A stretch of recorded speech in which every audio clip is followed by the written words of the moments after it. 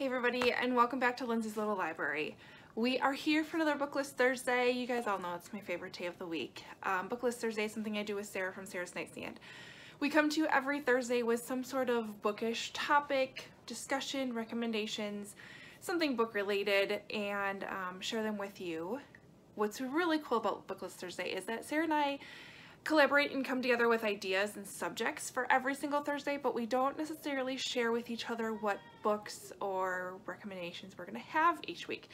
So as you watch Book List Thursday mornings, I'm watching Sarah's at the same time. So it's been pretty cool that we have brought you varying ideas or a really good mix of thoughts related to a specific subject.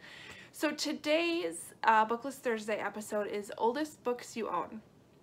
Now some weeks we'll give each other a little bit more guidance as far as what the subject is or what we're talking about.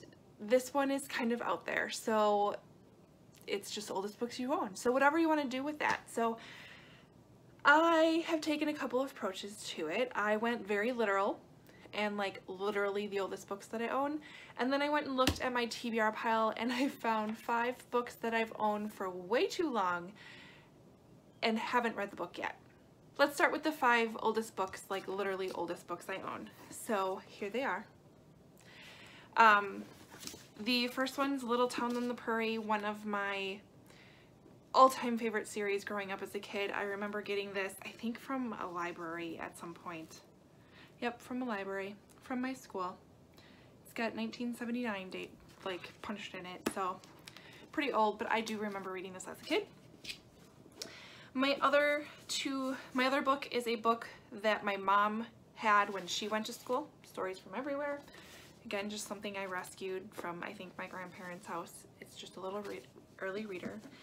And then I have 2 silent readers. These came from my great-grandmother's house. Let's see if I can find like a date. Copyrighted 1920. Like, how cool are these? These were her little early readers that she used. I love them. And then the last book I have is a book that my grandmother gave me when I started really getting into reading and really reading chapter books. This is Mrs. Mike by Benedict and Nancy Friedman. This is a book that my great-grandfather read, my grandmother read, and then I read, and we've all signed the inside of it. And it's like literally like falling apart, but this was probably one of my first books that really dealt with some serious stuff. Not that Little House on the Prairie didn't, but it still had a very kind of childish, whimsical feel to it, whereas this was definitely more of an adult book. So I really loved it. This follows the journey of our main character. I think her name's Mary. What's her name? Kathy? Kathy. Anyways, she decides to leave a very prominent family in New York, and she goes and lives in Canada as a teacher, meets a bounty. There's a love story. It's a really sweet book. I haven't reread it since I've read it for the first time a long time ago. Actually, no, I read it probably 3 or 4 times growing up, but it's been years and years since I read it, but I do absolutely love that book. The next 5 books are 5 books that I purchased a while ago, right? Or are older that I should have read by now. So first one up, The Other Boleyn Girl by Philippa Gregory. So I bought this when it first came out, and there was quite the hype surrounding this whole story. This was kind of like, I know that there's a number of books out before this, but this was kind of the first time I heard of it. I was super excited to get it, and I haven't touched it yet.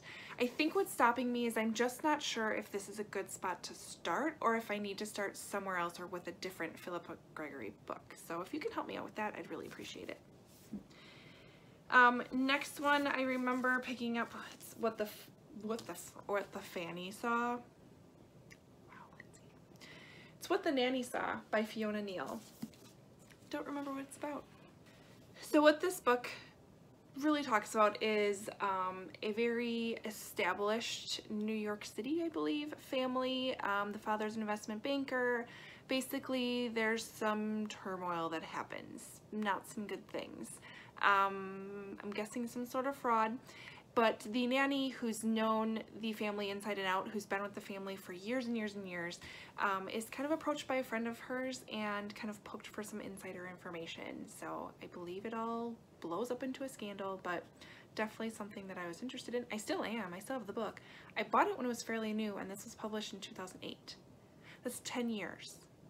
10 years, Lindsay. What is your problem? Book shame, right?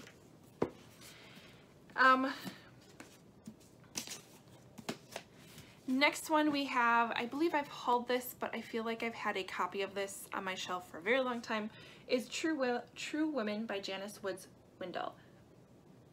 This follows, it's a historical fiction that follows, I believe, 4 friends kind of as they survive and grow throughout the early 1800s into the 1900s. They go through the Civil War. There's definitely, one of them owns slaves, one of them is against slavery. It's really great. It was made into like a mini series, I want to say.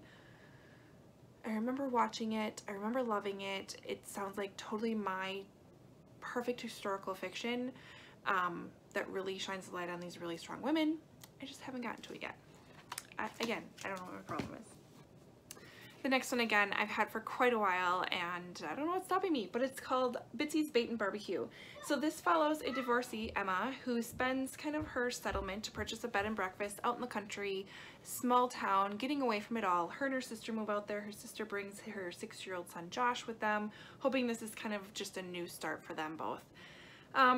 Not sure if it's right, but they give it a whirl. You meet the town, figure out what happened, what made them want to get away from it all, but it sounds like a really sweet, easy read. I've heard good things about it too. Did I not say who that's by? This is by Pamela Marcy. I'm sorry. Sorry, Pamela. The last book I have, again, I remember buying a long, long time ago. I should look at the copyright and see exactly how old. Yeah, 2007. 11 years. You thought 10 years was bad? 11 years. So it's Keeping the House by Ellen Baker, and look at it, got all mucked up. It makes me sad.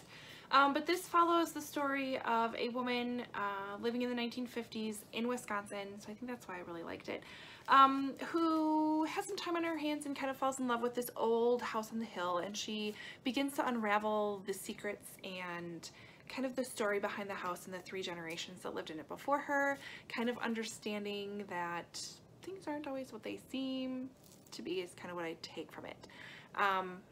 Again, I still really want to read it. It sounds great. I think it's because it's rather large. I mean, we're talking over 500 pages. Maybe I'm just a little intimidated by it, but definitely still want to read it.